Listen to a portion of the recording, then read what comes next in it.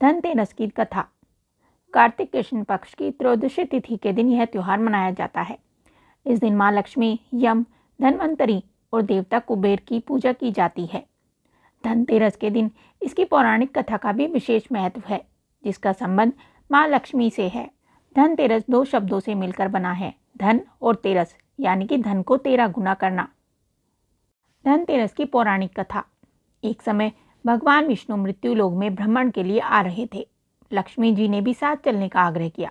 विष्णु जी बोले, यदि मैं जो बात कहूँ वैसा ही मानो तो चलो। लक्ष्मी जी ने स्वीकार किया और भगवान विष्णु लक्ष्मी जी सहित धरती पर आ गए। कुछ देर बाद एक स्थान पर भगवान विष्णु लक्ष्मी जी से बोले, जब तक मैं ना आऊँ तुम यहाँ ठहरो। मैं दक्षिण दिशा की ओर जा रहा हूँ, तुम उधर मत देखना। विष्णु जी के जाने के बाद लक्ष्मी जी को उत्सुकता उत्पन्न हुई कि आखिर दक्षिण दिशा में क्या है जो मुझे मना किया गया है, और भगवान स्वयं दक्षिण में क्यों गए, कोई रहस्य जरूर है।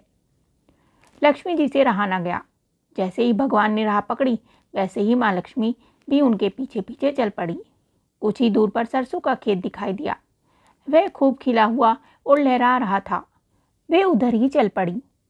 सरसों की शोभा से वे मुग्ध हो गई और उसके फूल तोड़कर अपना श्रृंगार कर लिया और आगे चल पड़ी। आगे गन्ने का खेत खड़ा था। लक्ष्मी जी ने 4 गन्ने लिए और रस चूसने लगी। उसी क्षण विष्णु जी आए और यह देख लक्ष्मी जी पर नाराज होकर श्राप दिया। मैंने तुम्हें इधर आने को मना किया था, पर तुम ना मानी और यह किसान की चोरी का अपराध कर बैठी। अब तुम उस किसान की 12 वर्ष तक सेवा करो, उसे सजा के रूप में स्वीकार करो। ऐसा कहकर भगवान उन्हें छोड़कर क्षीर सागर चले गए। लक्ष्मी जी किसान के घर रहने लगी। वह किसान अति दरिद्र था। लक्ष्मी जी ने किसान की पत्नी से कहा कि तुम स्नान कर पहले इस मेरी बनी देवी लक्ष्मी का पूजन करो, फिर रसोई बनाना, तुम जो मांगोगे मिलेगा। किसान की पत्नी ने लक्ष्मी जी के आदेशानुसार ऐसा ही किया। पूजा के प्रभाव और लक्ष्मी जी की कृपा से किसान का घर दूसरे दिन ही अन्न, धन, रत्न आदि से भर गया। लक्ष्मी जी से जगमग होने लगा। लक्ष्मी ने किसान को धन धान्य से पूर्ण कर दिया। किसान के 12 वर्ष बड़े आनंद से कट गए। 12 वर्ष के बाद लक्ष्मी जी जाने के लिए तैयार हुई। विष्णु जी लक्ष्मी जी को लेने आए तो किसान ने उन्हें भेजने से इनकार कर दिया। लक्ष्मी जी बिना किसान की मर्जी वहां से जाने को तैयार न थी। तब विष्णु जी ने एक चतुराई की।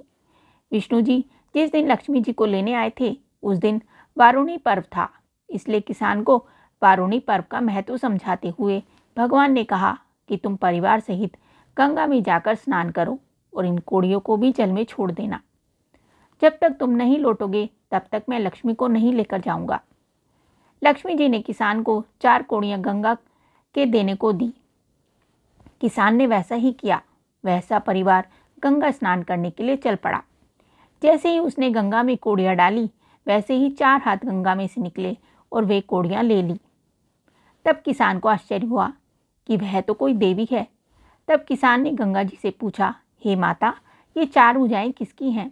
गंगा जी बोली, हे किसान, वे चारों हाथ मेरे ही थे। तूने जो कोड़ियां भेंट की वे किसकी दी हुई हैं? किसान ने कहा, मेरे घर जो स्त्री आई है उन्होंने दी है। इस पर गंगा जी बोली कि तुम्हारे घर जो स्त्री आई है वह साक्षात लक्ष्मी है और पुरुष विष्णु भगवान है। तुम लक्ष्मी को जाने मत देना, नहीं तो तुम निर्धन हो जाओगे। यह सुन किसान घर लौट आया। वहाँ लक्ष्मी जी और विष्णु भगवान जी जाने को तैयार बैठे थे। किसान ने लक्ष्मी जी का आंचल पकड़ा और बोला कि मैं तुम्हें नहीं जाने दूंगा। तब भगवान ने किसान से कहा कि इन्हें कौन जाने देता है, पर ये तो चंचला है, कहीं ठहरती ही नहीं। इनको बड़े बड़े नहीं रोक सके। इनको मेरा श्राप था, जो कि 12 वर्ष से तुम्हारी सेवा कर रही थी। तुम्हारी 12 वर्ष सेवा का समय पूरा हो चुका है। किसान हठपूर्वक बोला कि नहीं, अब मैं लक्ष्मी जी को नहीं जाने दूंगा। तुम कोई दूसरी स्त्री यहाँ से ले जाओ।